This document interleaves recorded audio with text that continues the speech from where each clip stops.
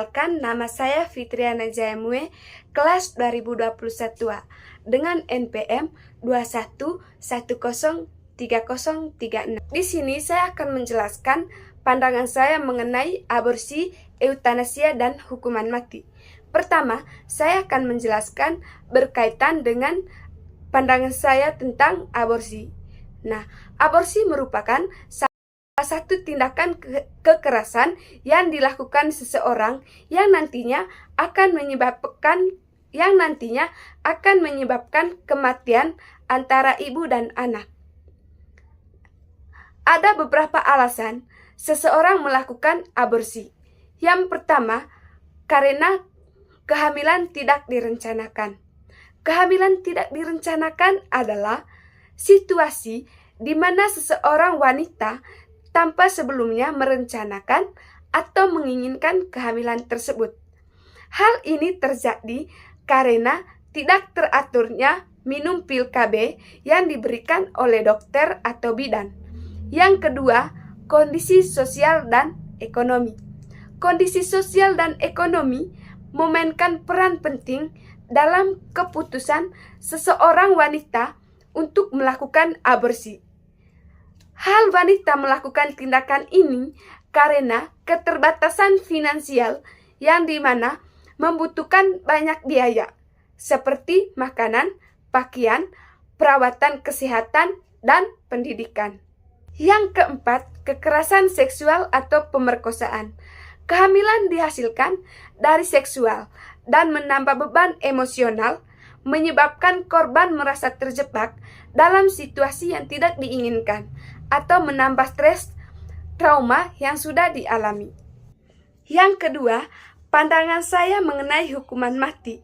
Menurut pandangannya, hukuman mati atau sering disebut dengan eksekusi adalah bentuk hukuman yang menjatuhkan saksi mati kepada seseorang yang telah dihukum karena melakukan kejahatan berat.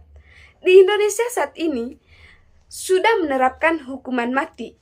Saya setuju dengan aturan negara Indonesia saat ini, yaitu menerapkan hukuman mati. Dengan adanya hukuman mati tersebut dapat mengurangi masalah pembunuhan. Di negara Indonesia juga ada undang-undang mengenai hukuman mati yang diatur dalam Undang-Undang Nomor 1 Tahun 2023 tentang Kitab Undang-Undang Hukum Pidana atau KUHP. Berikut beberapa hal yang berkaitan dengan hukuman mati dalam KHU. 1. Hukuman mati menurut undang-undang ini. 1. Hukuman mati merupakan pidana pokok terberat.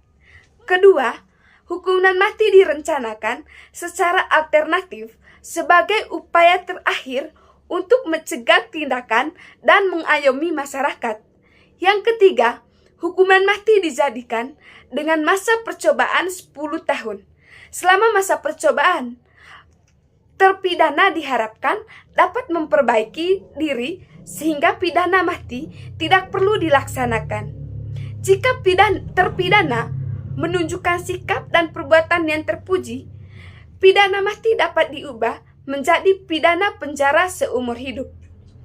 Jika terpidana tidak menunjukkan sikap dan perubahan yang terpuji, pidana mati dapat dilaksanakan atas perintah jaksa. Yang keempat, pidana mati tidak dilaksanakan di muka umum. Yang kelima, pidana mati dilaksanakan dengan menembak terpidana sampai mati oleh regu tembak. Saya menjelaskan pandangan saya berkaitan dengan eutanasia. Menurut pandangan saya, eutanasia adalah salah satu tindakan yang dilakukan melalui pilihan dari berbagai pihak. Pemilihan yang berkaitan dengan dokter dan pasien. Selain itu, eutanasia adalah tindakan yang bertujuan untuk menghilangkan penderitaan seseorang dengan mengakhiri hidupnya. Ada beberapa eutanasia, di antaranya 1. Eutanasia sukarela. Hal ini dilakukan jika orang yang mengalami sakit yang kritis menginginkan untuk disuntik mati. Hal ini tidak menyebabkan pelanggaran HAM yang dilakukan oleh dokter, karena hal tersebut terjadi atas paksaan dari orang yang mengalami sakit. Yang kedua, eutanasia non-sukarela. Dalam hal ini, keputusan untuk suntik mati berdasarkan kesepakatan dari berbagai pihak, misalnya pihak keluarga. Karena melihat kondisi dari pasien yang sangat kritis, dan hal ini dilakukan tanpa sepengetahuan pasien. Hal ini juga bukan merupakan pelanggaran HAM, karena berdasarkan kesepakatan pihak keluarga. Baik teman-teman, itu saja materi yang saya sampaikan. Sekian dan terima kasih.